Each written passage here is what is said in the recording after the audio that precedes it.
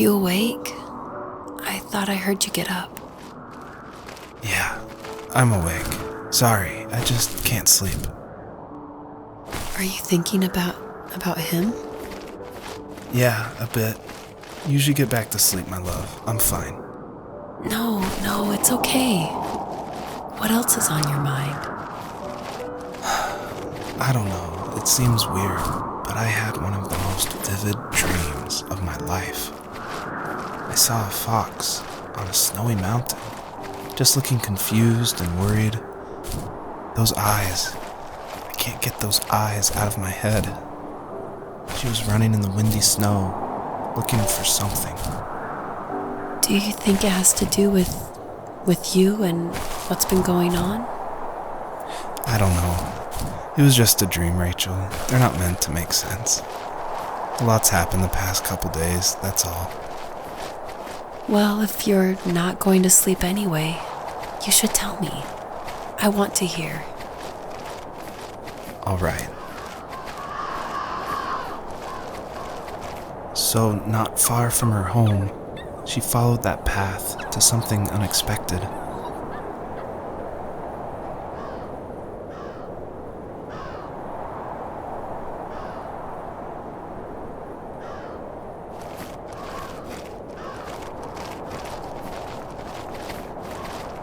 She couldn't stay, though.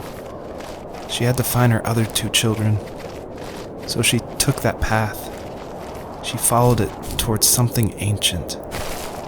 Something with answers.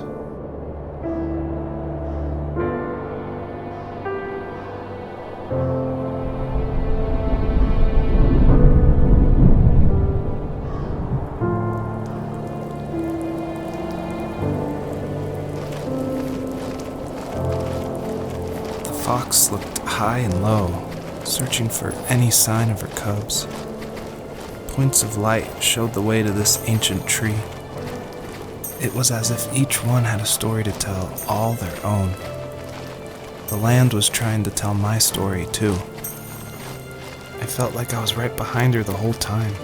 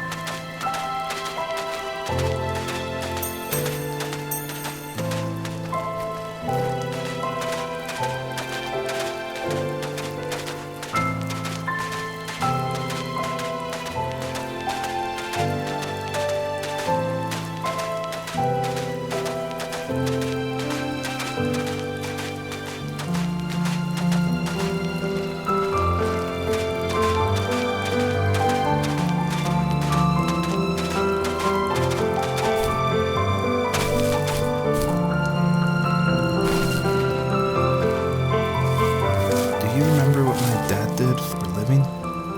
Wasn't he like a lumberjack? That's one way of putting it. If wood was a canvas, then a carving knife was his paintbrush. Even after working a 50-hour week, even after his hands were more splinters than skin, he would bring home the nicest piece of Alaskan weeping cedar and make me toys. That wooden train was the first toy I can remember, and I loved it. I just knew from a young age I was going to be a lumberjack, like my father.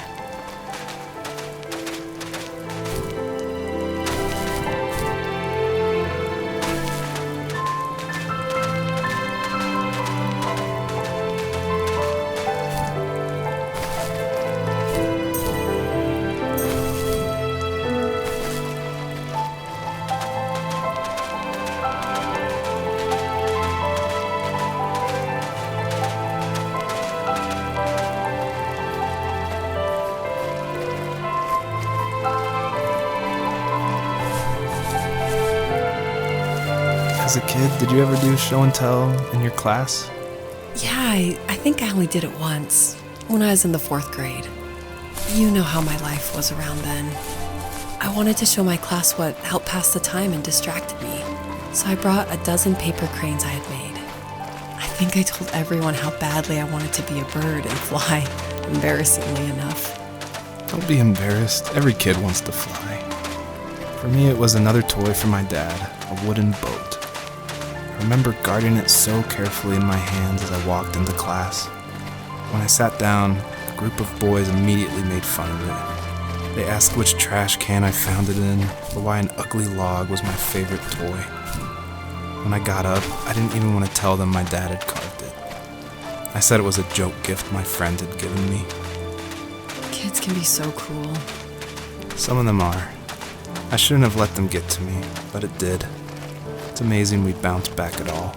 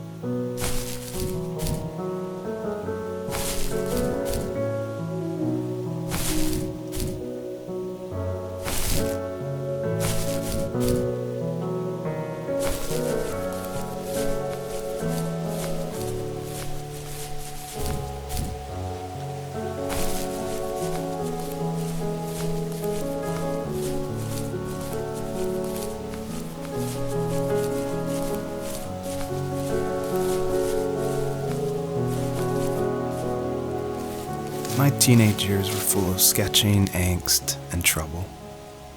I wasn't popular or unpopular. Maybe just forgettable. I guess that gave me a sense of freedom, so I hung out with crazy kids, doing crazy things, even though I mostly just watched the chaos ensue. We did it all. Put fireworks in mailboxes, hide roadkill in people's garages, break windows of the barber shop in Anchorage. My dad was furious, but he was so busy working he couldn't do much to stop me from going out. I think being an adult means there's no one to stop you making hard decisions. He had to make a living, and he couldn't be in two places at once. Yeah, I realize that now. But at the time, I was sure he was more interested in growing his business than what was going on with me.